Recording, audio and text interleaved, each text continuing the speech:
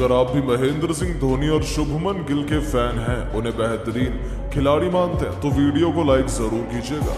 दोस्तों, दुनिया के सबसे बड़े स्टेडियम अहमदाबाद के नरेंद्र मोदी स्टेडियम में चेन्नई और गुजरात की टीमें करो या मरो के मुकाबले में आमने सामने थी, जहां दांव पर प्लेऑफ की जगह लगी हुई थी। ऐसे में इस यादगार मुकाबले की शुरुआत से पहले जब टॉस के लिए सिक्का उछाला गया, तब किस्मत चमकी चेन्नई के कप्तान ऋतुराज गायकवाड़ की, और उन्होंने फिर अपने पैरों पर ही कुल्हाड़ी मारते हुए गुजरात को पहली बल्लेबाजी करने का न्योता दिया।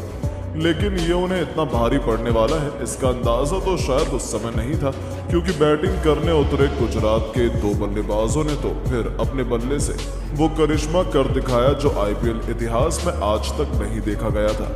जी हाँ, इस मुकाबले में अपनी टीम को धाकड़ शुरुआत दिलाने के लिए गुजरात की तरफ से साई सुदर्शन के साथ शुभमन गिल की खतरनाक जोड़ी मैदान में उतरी थी।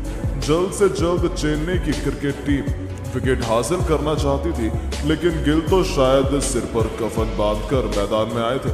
आते ही पहले ही ओवर में मिचेल सेंटनर के खिलाफ खतरनाक चौके से अपना खाता खोलने वाले गिल ने फिर पीछे मुड़कर नहीं देखा। दूसरी तरफ साई सुदर्शन भी भूखे शेरों की तरह नजर आ रहे थे। इन दोनों सुपरस्टार्स खिलाड़ियों ने फिर चेन्नई का शिकार करते हुए ऐसी तबाही मचाई कि चौके छक्कों की आंधी लाते हुए 5 ओवर में एक गुजरात को 46 रनों तक पहुंचा दिया। तो ओवर लेकर आखिरी ओवर में गिल ने तूफानी छक्का लगाकर सुदर्शन के साथ 50 रनों की ओपनिंग साझेदारी को अंजाम दिया।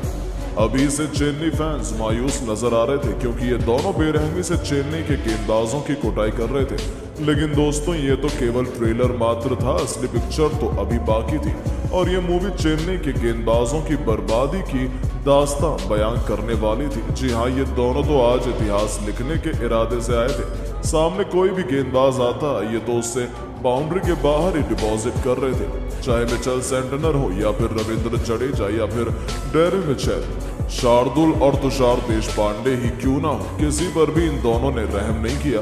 9वें ओवर में साई सुदर्शन ने गिल को भी पीछे छोड़ते हुए रविंद्र जडेजा को छक्के के लिए डिपॉजिट कर केवल 30 गेंद में अपना तूफानी अर्धशतक ठोका, तो उनसे कंधे से कंधा मिलाते हुए अगले ही ओवर में कप्तान शुभमन गिल ने चौका लगाकर न केवल अपनी टीम को 10 ओवर में 107 रनों तक पहुंचाया, तो 11वें ओवर में सिमरनजीत सिंह की पहली गेंद पर छक्का लगाकर कप्तान गिल ने भी अपना अर्धशतक केवल 25 गेंद में चढ़कर महेंद्र सिंह धोनी की पलटन को खून के आंसू रुला दिए। कंधे से कंधा मिलाते हुए इन दोनों धाकड़ युवा सितारों ने इस ओवर में कुल 3 खतरनाक छक्के जड़े, 23 रन बटोरे। 11 ओवर में ही गुजरात को 130 रनों तक पहुंचाया। तो रुकना क्या होता है, वो तो उन्होंने सीखा ही नहीं। आज चौके छक्कों का तूफान तो ऐसा आया था कि ये दोनों बहुत तेजी से अपने अपने शतक की तरफ भी बढ़ने लगे थे। ये रिकॉर्ड तोड़ पार्टनरशिप उनके बीच जो हुई थी, उसने चेन्नई को अभी से इस मुकाबले से बाहर फेंक दिया था। ऐसा लगा कि चेन्नई तो कभी इस मैच में वापसी ही नहीं कर पाएगी, क्योंकि दोनों छोरों से गेंदबाजों की बेदर्दी से पिटाई हो रही थी। 13वें ओवर में ही साई सुदर्शन ने मिचेल सेंटनर के खिलाफ एक छक्का और एक खतरनाक चौका लगाकर 13 ओवर में ही गुजरात को 160 रनों तक पहुंचा दिया। तो 14वें ओवर में इस बार कप्तान शुभमन गिल ने मिचेल सेंटनर को आड़े हाथों लेते हुए एक नहीं, दो नहीं, बल्कि 3 चौके की हैट्रिक जड़ी। उनकी विस्फोटक बल्लेबाजी का नतीजा हुआ कि 15 ओवर में गुजरात 190 रनों तक पहुंच चुकी थी। गुजरात के फैंस तो खुशी से झूम रहे थे, क्योंकि उन्हें इतिहास बनता हुआ अपनी आंखों के सामने देखने को मिल रहा था। इतनी बेरहमी से पिटाई तो शायद आज तक किसी ने चेन्नई की नहीं की थी। और आखिरकार 17वें ओवर में वो लम्हा आया जिसका सबको बेसब्री से इंतजार था। दूसरी ही गेंद पर सिमरनजीत को थप्पड़ की तरह करारा चौका जड़कर शहजादे शुभमन गिल ने केवल 50 गेंद में अपने ऐतिहासिक शतक ठोक डाला था।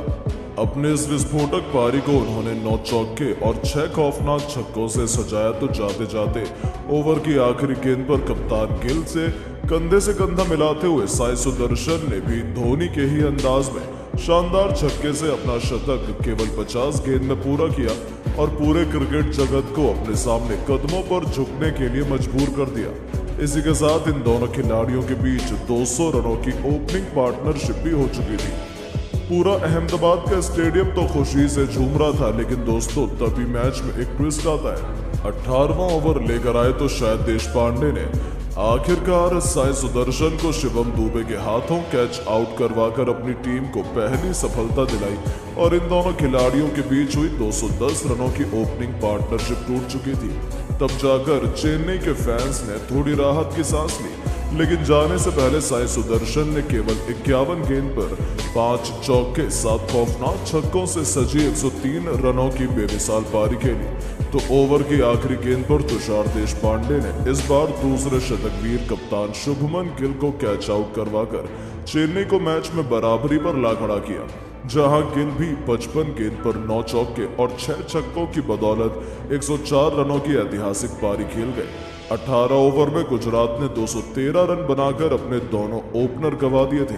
उनके आउट होने के बाद मैदान में उतरे डेविड मिलर 11 गेंद पर 1 चौके की बदौलत 16 रन बनाकर गुजरात को 20 ओवर में 231 रनों तक पहुंचा दिया, जहां गुजरात ने अपने 3 बल्लेबाज गंवाए थे।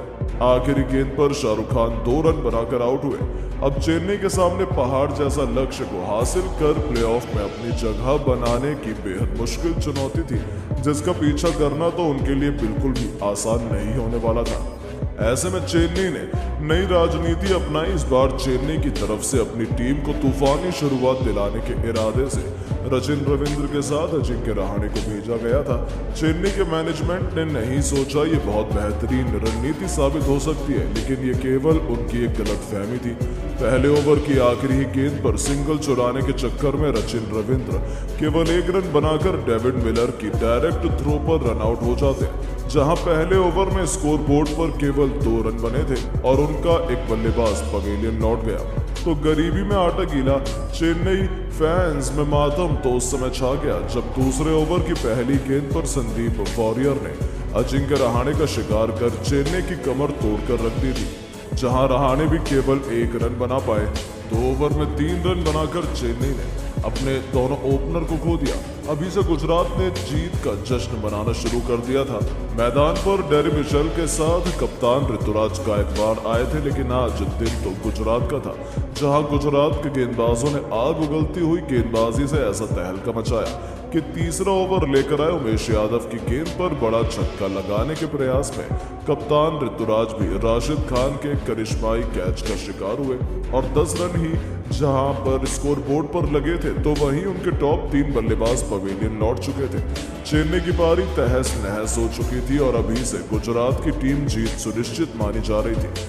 अब मैदान पर डेरी मिशेल का साथ निभाने के लिए मोइन अली आए थे। जहां एक तरफ गुजरात की जीत के नारे थे, तो वहीं चेन्नई खेमे में सन्नाटा छाया हुआ था, क्योंकि वो एक दर्दनाक हार की तरफ बढ़ रही थी। लेकिन कहानी तो अभी बाकी थी। डेरी मिशेल तो ईंट का जवाब पत्थर से देना बखूबी जानते हैं और उन्होंने चौथा ओवर लेकर आए संदीप वॉरियर के खिलाफ पहले एक तूफानी छक्का तो अंतिम गेंद पर एक खतरनाक चौका लगाकर अपने तेवर गुजरात को दिखा दिए थे कि वो इतनी आसानी से हार मानने वाले नहीं हैं। दूसरी तरफ से मोइन अली का बल्ला गर्जना शुरू कर चुका था। 6 ओवर के पावर प्ले में उनकी खतरनाक बल्लेबाजी से चेन्नई 43 रन बना चुकी थी।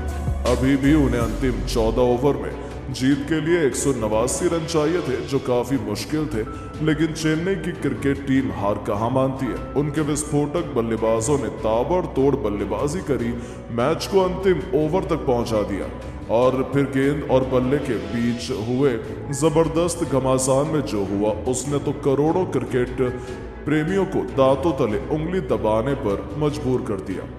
लेकिन दोस्तों, अब आपको क्या लगता है कि गिल और धोनी में कौन अपनी टीम को IPL 2024 का चैंपियन बना पाएगा? अपनी कीमती राय नीचे कमेंट बॉक्स में जरूर दें और ऐसी शानदार खबरों के लिए चैनल को सब्सक्राइब जरूर करें। धन्यवाद।